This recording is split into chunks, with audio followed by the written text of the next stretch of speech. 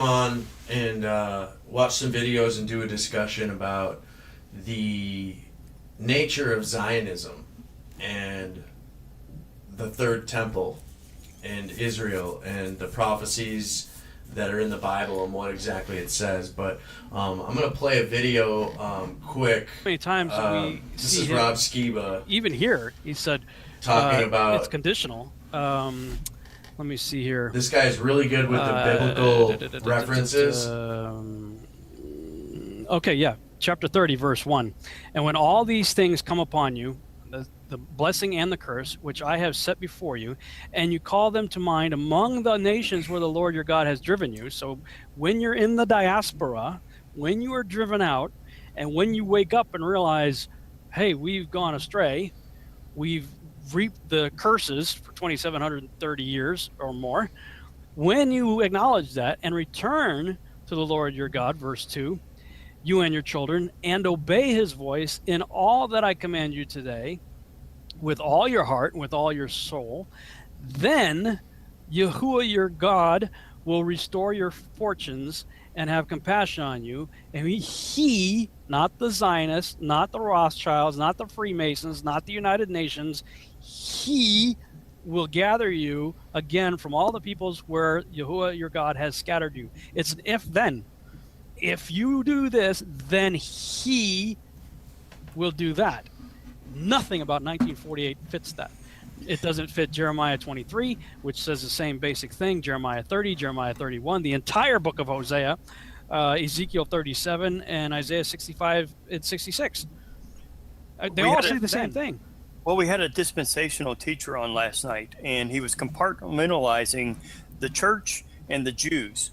And we brought this up to him a little bit last night, kind of stumped him, and that's not what our goal was. Our goal was to get the information, because he's a great guy, but at the same time, he couldn't get past it, this dispensational teaching, and that's what this 1948, that's how I see it.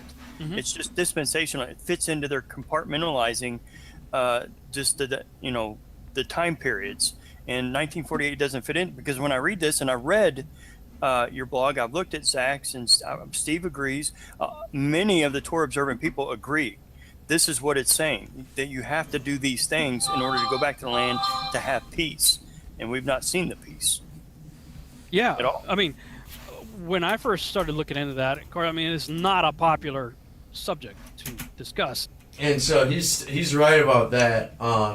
This still isn't a popular subject to discuss. And one thing that I've realized, and Alex, I know you're on the same boat, we didn't always used to see the nature of Zionism as this thing that is counter to Christian ethics and teachings. Like, we thought, at least for me anyway, like, from what I did gather from the Bible growing up, like, Israel was going to be the place where the Antichrist came from, when he sits in the temple, when it's created, and I didn't really know much other than that, other than the fact that they were God's chosen people, and we had to bless them.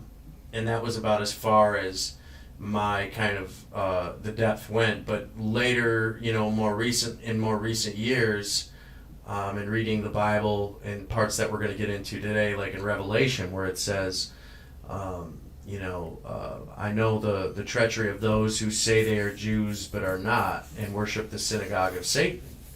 That's when I started to have my own revelations about this. The way we're talking about it right now, I was like, man, Lord help me here, because I was a hardcore 1948 guy. If you look at some of my teachings, even prior to